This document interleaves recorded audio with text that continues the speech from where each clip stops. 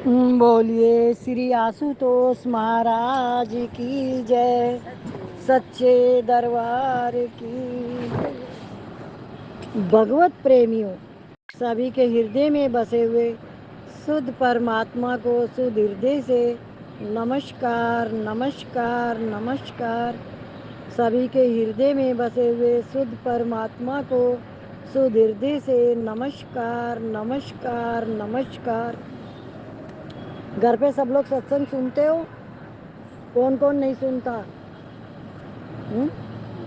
ऐसे मैं क्या समझूं? और किस पे? तो अभी व्हाट्सएप पे सुनेंगे। क्यों? लाइव कौन करेगा?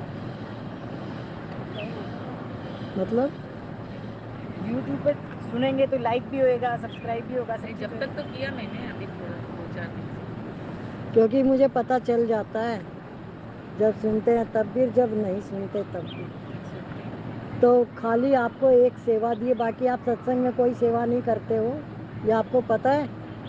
कोई सेवा नहीं ली जाती आपसे, खाली एक सेवा दी गई है कि आप खाली सत्संग सुनो। और किसको सुनो? बस आपकी यही सेवा है।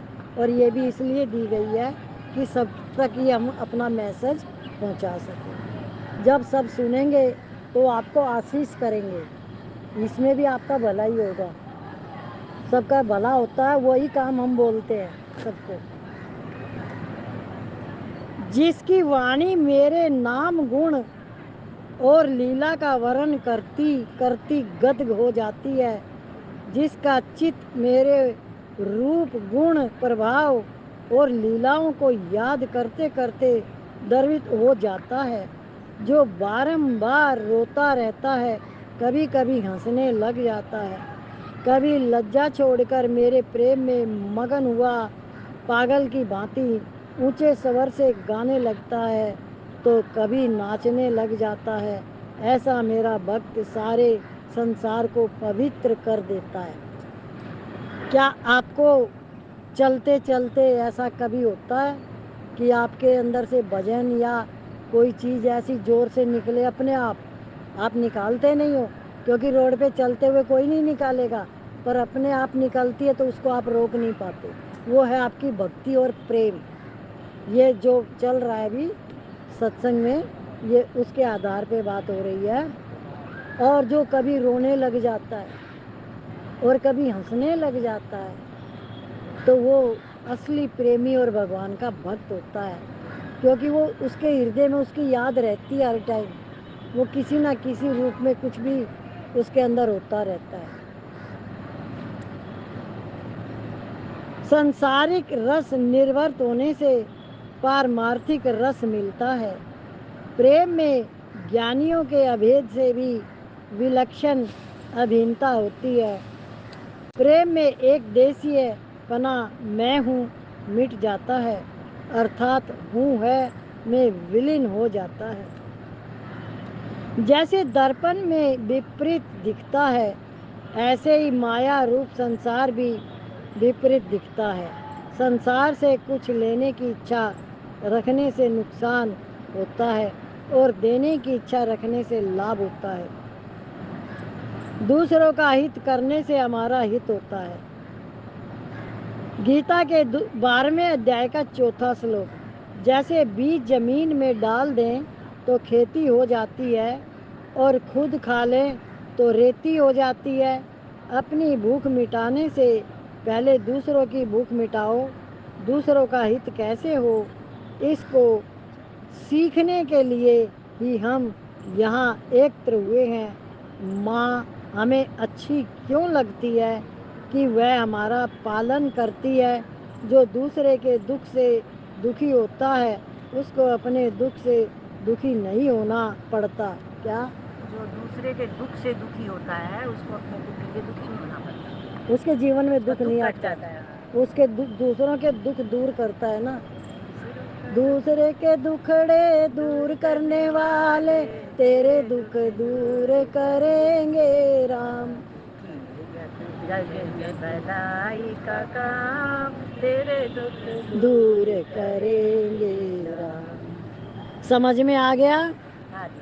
कि परमात्मा किस तरीके से क्या क्या आपको रिटर्न देता है। रूप में बने हुए भगवान सब जगह। तो हमेशा सबका भला करो, भला सोचो। अच्छी बात। सोचने में आपका कोई धन नहीं खर्च होता, और करने में भी कभी भी किसी के ऊपर ये दबाव नहीं डाला जाता कि आप धन से ही उनकी सेवा करो। मन से भी कर सकते हो, तन से भी कर सकते हो। ये सारी बातें इसलिए आती हैं कि आप अपने आप को पवित्र बनाओ। एक चीज से भी आपने अपने आप को पवित्र बना लिया तो सारे गुण आपके अंदर ऑटोमेटिक आ जाएंगे। एक, खाली एक, वाणी का संयम और मिठास। वाणी का, कभी भी आपसे कोई भी बात कहे, कुछ भी बोले, तपाक से जवाब मत दो उसको, उल्टा मत बोलो उसको। पहले समझो ये क्यों कह रहा है, क्या कह रहा है। उतना पेशेंस रखो, तब सामने वाले की बात पकड़ में भी आएगी, समझ में भी आएगी। यदि हम जल्दी से उल्टा बोल देंगे, जल्दी से जवाब दे देंगे, तो उस बात को समझ नहीं पाएंगे। भगवान को याद करना और सेवा करना, ये दो काम खास मनुष्य के लिए है।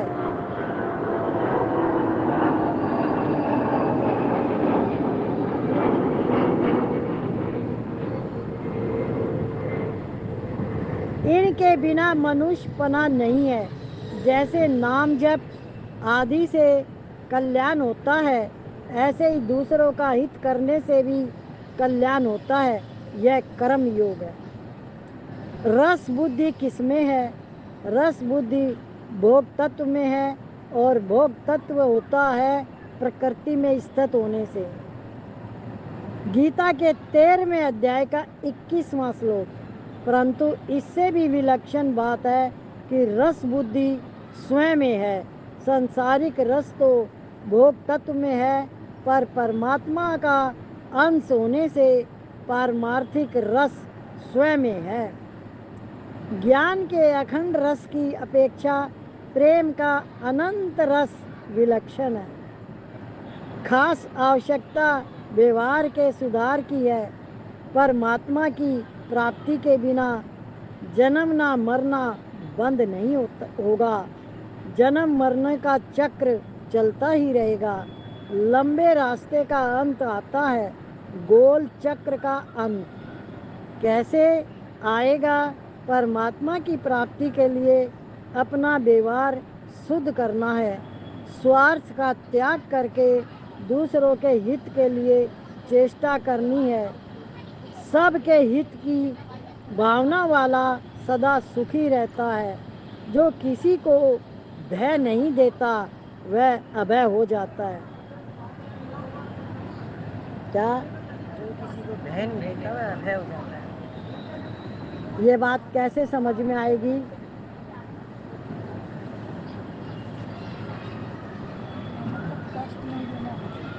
भय, कष्ट नहीं पाना। डराना।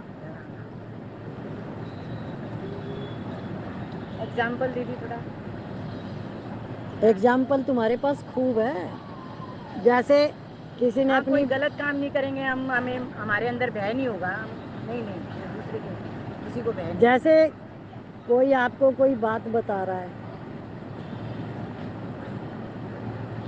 तो उसने कहा कि मेरे साथ ऐसा ऐसा हो, नाम रूप में हम नहीं जाएंगे। तो आपको लगा कि ये तो बड़ी सुखी है, ऐसी बातें बता रही है। तो आपने उसको कहा, तो फिर ऐसे हुआ, तो फिर उसने ऐसे कर दिया, तो तुम कौन होते उसको ऐसे बताने वाले? उसने अगर अपनी बात रखी है तो आपको ये तो बहुत अच्छी बात है, और आप बहुत सही चल रहे हो, ऐसा ही होना चाहिए। आप खुश रहो। आप अपनी तरफ से अपने अंदर द्वेष ला के उसे भय की बात क्यों बता रहे हो? द्वेष आया पहले मन में, फिर उसको भय की बात बताई, तो वहाँ से वो डर के ही जाएगा आपके पास से। और आपको क्या लेना देना था? पर वो आपने गलत बीज बो दिया है द्वेष करके। आपके अंदर पहले द्वेष आया। आप कभी भी गलती करो तो उस समय ध्यान करना कि आपके अंदर क्या परिवर्तन हुआ है। द्वेष आया कि क्रोध आया कि लोभ आया कि मोह आया, कि अहंकार आया, कि कोई इच्छा जागृत हुई, जब तक ये शत्रु नहीं पास में आएंगे तब तक आपका कोई नुकसान हो नहीं सकता। समझ में आ गई?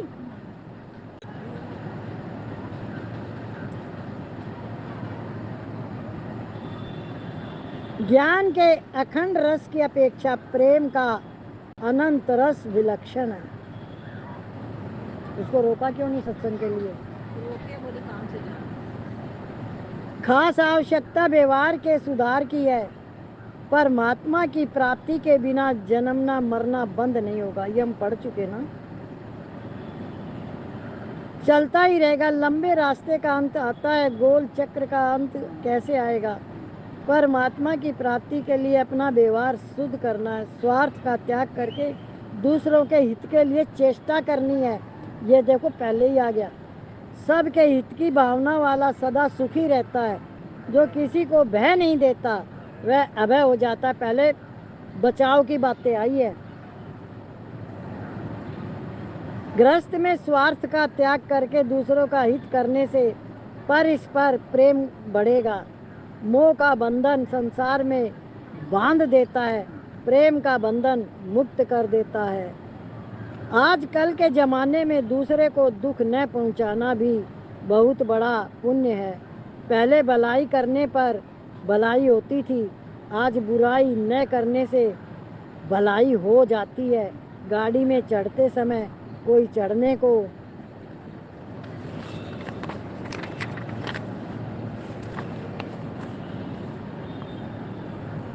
अथवा बैठने को मना न करे तो समझो कि भला आदमी है।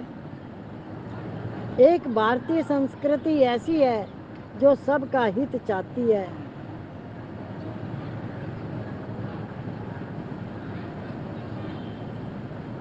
सबका हित मनुष्य ही कर सकता है। जैसे सभी देवताओं को किया गया नमस्कार भगवान के पास पहुंचता है, ऐसे ही सबके साथ किया गया प्रेम का बर्ताव भी भगवान के पास पहुंचता है। भगवान सबके हृदय में विराजमान है। आप ध्यान से सुनेंगे तो आपके प्रश्नों के उत्तर भी इसी के अंदर आ रहे हैं। अतः सब में भगवान को देखते हुए सबको नमस्कार करो, सबके साथ आदर का प्रेम का वर्ताव करो, सब सुखी हो जाएं।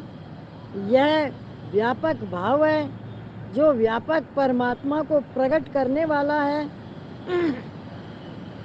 नमस्कार करने से लाभ ही लाभ है। रोजाना बड़ों को नमस्कार करने से आयु विद्या यश और बल ये चारों बढ़ते हैं। नमस्कार करने से मार्कंडेय की आयु बढ़ गई, वे चिरंजीवी हो गए। नमस्कार समझते हो? क्या हम किसी को प्रणाम करते हैं? क्या हमारा मन नीचा होता है? होता है नहीं।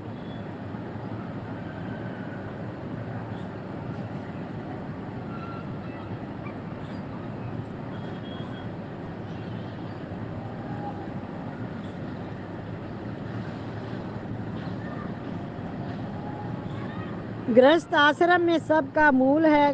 गृहस्थ आश्रम में बहनें माताएं मुख है, क्योंकि उनके कारण ही गृहस्थ कहलाता है। साधुओं के मठ आश्रम धाम आदि को कोई घर नहीं कहता, स्त्री के कारण ही घर कहलाता है, चाहे वृक्ष के नीचे ही क्यों ना रहे। महाभारत शांति आज स्त्रियों को केवल भोग सामग्री बना दिया है। स्त्री को स्त्री रूप से देखना उसका निरादर है। उसको माँ रूप से देखना चाहिए, माँ के रूप में देखना चाहिए। माँ का दर्जा बहुत ऊंचा है। बहनों को चाहिए कि सुई बने, कतरनी कैंची मत बने, यानी काटने वाला ना बने, जोड़ने वाला बने। सुई जोड़ती है ना। हाँ, माताएं बहनें काटने वाली होती हैं, दोनों का आ गया। जेंट्स के लिए आया, माँ के रूप में देखें स्त्री को, भोग विलास की इस दृष्टि से ना देखें। और स्त्रियों के लिए आया कैंची ना बने। हाँ, कतरनी ना बने, सुई बने।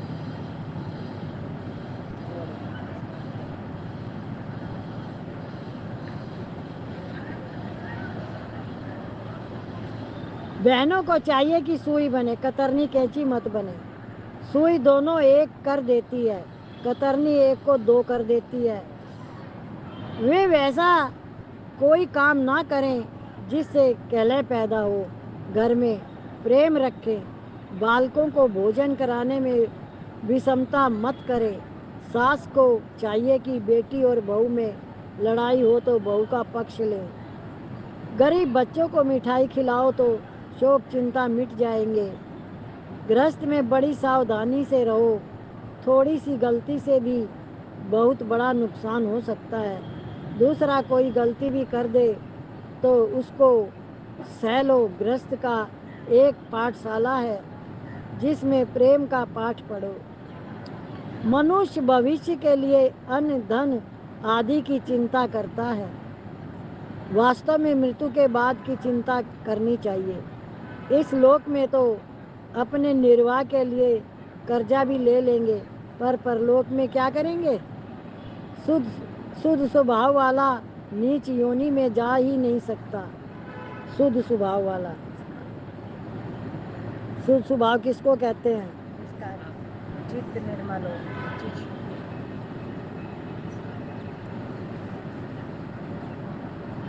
साधन का तात्पर्य असाधन का नाश करना है। फल की इच्छा करेंगे तो उन्नति रुक जाएगी। सबसे बड़ा फल यही है कि राग द्वेष मिट जाए। राग द्वेष साधन है। असाधन के नाश पर साधक की विशेष दृष्टि रहनी चाहिए। परिस्थिति को बदलने पर उसकी दृष्टि नहीं रहनी चाहिए। जो परिस्थिति के पराधीन है वह साधन नहीं कर सकता। सुख दुख भोगते रहना असाधन है। असाधन मिटने पर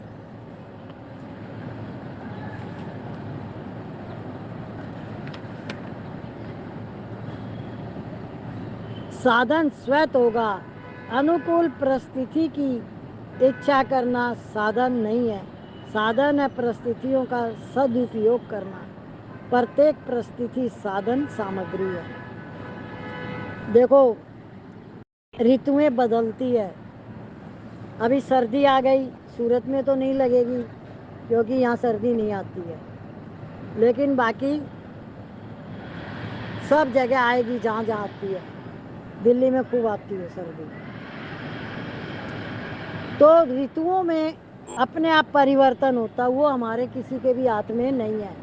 अब सर्दी आ गई, आप गुस्से में आ गए, क्या इतने स्वेटर पहनो, शॉल ओढ़ो,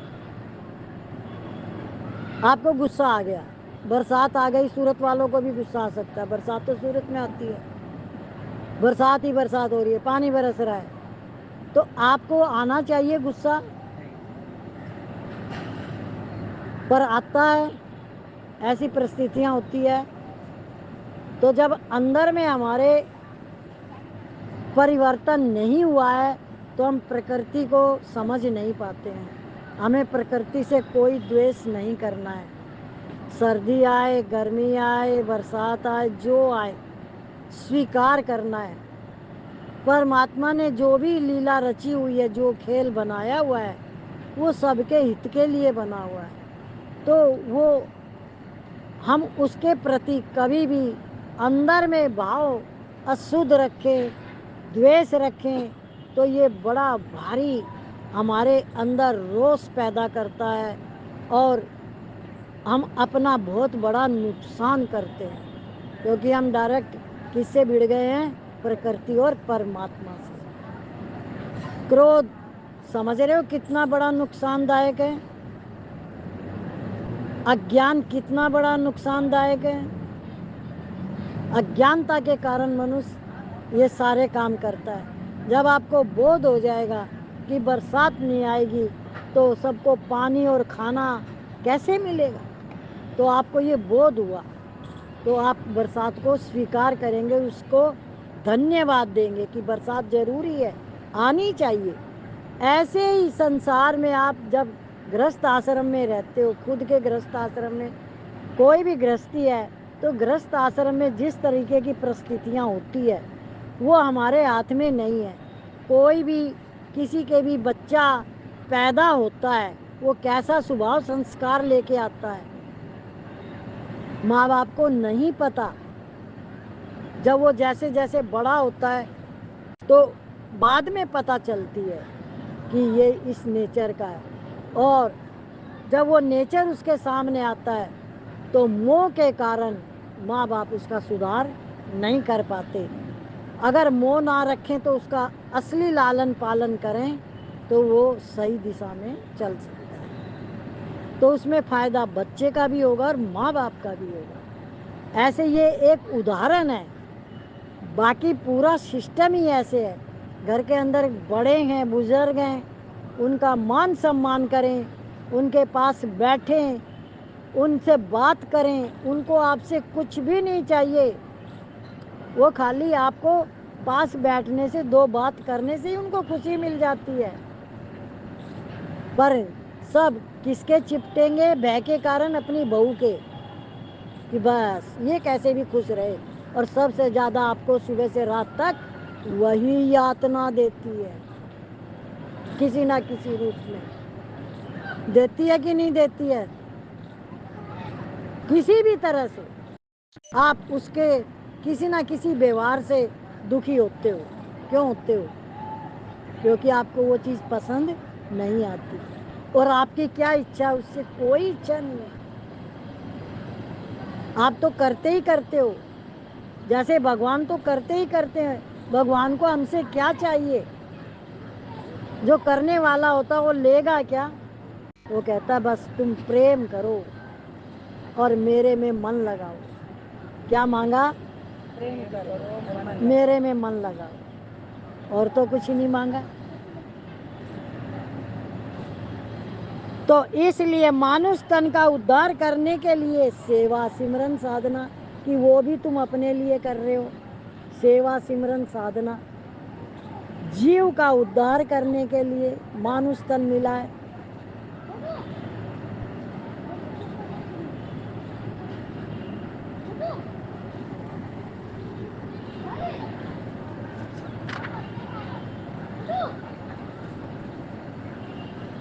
साधन स्वैत होगा, अनुकूल परिस्थिति की इच्छा करना साधन नहीं है। साधन है परिस्थितियों का दुरुपयोग, सदुपयोग करना। प्रत्येक परिस्थिति साधन सामग्री है। परिस्थिति क्या होनी चाहिए? सदुपयोग। कोई भी साधन आपके पास है, कैसा भी, पर उसका आप सदुपयोग करें। गलत उपयोग ना करें, सदुपयोग। कितनी बार वाणी में आता है कि आप गलत को सही कर सकते हो, पर अपने अंदर धैर्य होना चाहिए और वाणी का संयम होना चाहिए। वाणी का संयम बहुत जरूरी है। गलत शब्द कभी भी किसी को मत बोलो। किसी को हट हो जाए ऐसे शब्द मत बोलना कभी भी। चुप रह जाओगे तो अच्छा रहेगा, मौन में रहोगे तो अच्छा होगा। तो ये बातें अपने ऊपर लगाने की है। खाली हम क्या करते हैं, सत्संग में सुनते हैं, घर जाके अभ्यास नहीं करते। क्या क्या नहीं करते? खाली आप सबको एक ही काम दिया, वो मैं रोज देखती हूँ फोन में, वही काम 4-5 दिन, क्यों कई दिन से नहीं हो रहा। क्यों नहीं हो रहा? बताओ, क्या सुनते हो फिर? कोई पैसे खर्च होने हैं उस काम में? क्यों नहीं कर पा रहे? बताओ। बोलेंगे भी नहीं, अब चुप रहेंगे हम।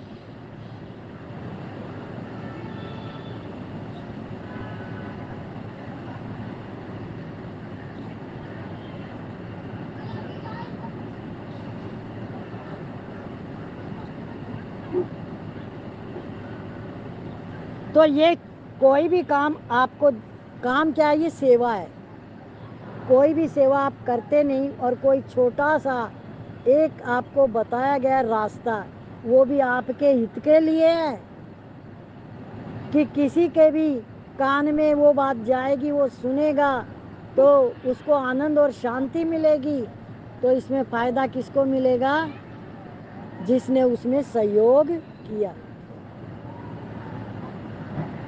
ये सहयोग है। तो सत्संग सुनने का अर्थ ये होता है कि उसके ऊपर अमल करें, उसके ऊपर चलें। जैसे मैं 3 से 4 बार सुनती हूँ, 2 बार सुबह, 1 बार दोपहर में, 1 बार शाम को। समझ गए? और चाहे मैं वही बार बार लगा लूँ, इससे भी कोई वो नहीं है कि यही क्यों, वही निकल ही आता है कई बार, कोई बात नहीं। तो ये आप अपने ऊपर इस चीज़ को समझने की कोशिश करो और जितना भी आपका ग्रुप है सब में इस संदेश को भेजो। संसार की चीज़ें उद्योग से मिलती है, इच्छा मात्र से नहीं, परंतु परमात्मा की प्राप्ति में केवल अभिलाषा की तीव्र इच्छा की जरूरत है। साधन वह होता है जिसमें असाधन न हो।